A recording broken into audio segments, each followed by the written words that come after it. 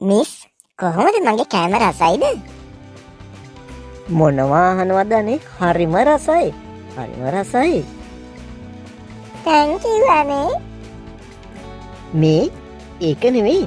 ඔයාට බැයිද ඕවා වැඩිපුර හදන්න? බැරිත් නෑ ඉතින්.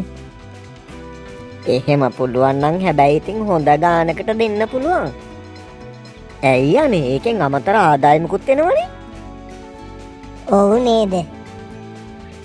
හැබැයි ඉතින් වෙලාව තමයි ප්‍රශ්නේ. වෙලාව කොහොම හරි හොයාගන්න මෙයා. මේ අවස්ථාව අත්හරින්න එපා. ඔයාගේ දක්ෂතාවයනේ. ඒක නම් ඇත්ත. ඒ වුණාට මට වැඩ ගොඩක් තියෙනවානේ. කාටද ළමයෝ වැඩ නැත්තේ? කල්පනා කරලා බලන්නකො මාසෙකට කොච්චර ලොකු ගාණක් හම්බ කරන්න පුළුවන්ද? ඕවා ඉතින් හැදුවා කියලා විකුණ ගන්න පුළුවන් වේද කවුද දන්නේ? ඔයා ඒකට නම් දශමයකටවත් බය වෙන්න එපා. කස්ටමර්ස්ලා මං හොයලා දෙන්නම්. ඔයාට ඔය තරම් කස්ටමර්ස්ලා ඉන්නවද? ඔයා මේ මොනවා අහනවද ළමයෝ? ඔය මගේ වැඩසටහන් වලට එන හුඟක් අයට ඔයා හදන ඔය කෑම හදන්න බෑ. එයාලා නිතරම මට කතා කරලා අහනවා කොහොමද අනේ ඕවා හදන්නේ? අපිට හදලා දෙන්න බැයිද කියන ගානක් දෙන්නම්. ඕන් එහෙම.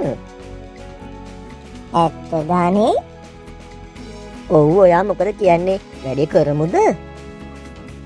අනේ මන්දා. හැබැයි ඉතින් ටික දවසක් පරක් වෙලා වැඩේ කරොත් මට වෙලාව හොයාගන්න බැරි වෙන එකක්ම නෑ.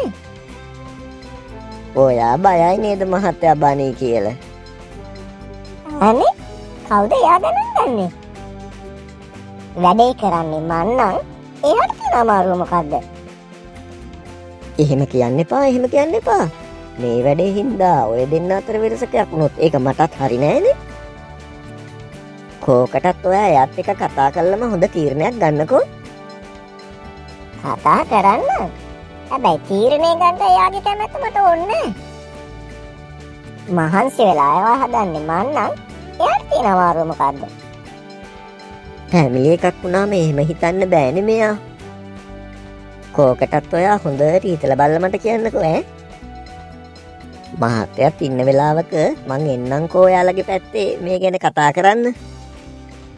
හොඳයි යන්නේ. අපි කොහොම හරි ඔය වැඩේ කරමු.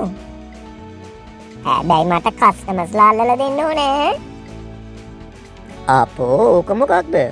ඔයා එන්නකෝ එක දවසක් මගේ වැඩසටහනකට. කස්ටමර්ස්ලා පන්න ඒවා පස්සේ. නෑ එහෙම එයිද? බලන්නකෝ එන්නේ නැද්ද කියලා. ඔයා දන්නවද මං හදපු කෑම හරිම රසයි කියලා හැමෝම කිව්වා. ඇත්තද?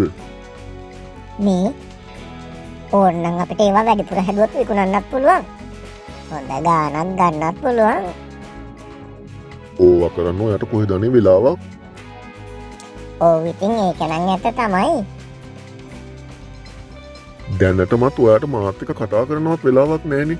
ඉතින් ඕවත් තව පටලවාගෙන කොහොමද? මටත් ඇහුණා දෙන්නගේ සාකච්ඡාව. මාත් ආවේ හරිම වෙලාවට තමයි නේ. ඔයා මේ වැඩේට අකමැති වෙන්න එපා මහත්තයෝ. බලන්න මේ වැඩේ කොයිතරම් වටිනවද කියලා. කෑමක් හදාගන්න බැරි අය මෙයා හදන කෑම කාලා සතුටු වෙනකොට ඒ සතුටේ පින ඔයාලට ලැබෙනවනේ. හරි. මෙයා හදන කෑම කාලේ එයාලට සතුට ලැබෙනවා. මට මොනවද ලැබෙන්නේ? ඇයි යන්නේ මට සල්ලි ලැබෙනකොට මට සතුට ලැබෙනවා. ඒකට ඔයාට සතුට නැද්ද? ඒකනේ. දැනටමත් මාව ඉන්නවාද නැද්ද කියලා ගානක්වත් නැති ඔයාට ඕකත් පටලවාගත්තම කොහොම වෙයිද? මං දිනු වෙනකොට ඔයා ඉරිසියයි. ඒකයි ඔය. අනේ ඔයා දන්න එපා පැටියෝ එයා කැමති වෙයි. ඔයා ඉගෙන ගන්න එකටත් මං ඉරිසියක් කරනවා කියලා ඔයා හිතුවනේ නේද? ඉතින් අනේ කස්ටමර්ස්ලා ගොඩක් එක්ක මෙයා ජනප්‍රිය වුණාම ඔයාට කොයිතරම් ආඩම්බරද? ඒකනේ. ඔව් ආඩම්බරකම මට කොට්ටයක් සිතාගෙන නිදාගත්ත හැකි. දවල්ට රාජකාරියට කැප වෙලා රැයට කෑම හදලා අනිත් වෙලාවේ කස්ටමර්ස්ලා සනස ඉන්නකෝ. මම මගේ පාඩුවේ පැත්තකට වෙලා ඉන්නම්. මං කිව්වේ අනේ එයා කොහොම හරි ඔයාට කැමැත්ත දෙයි කියලා.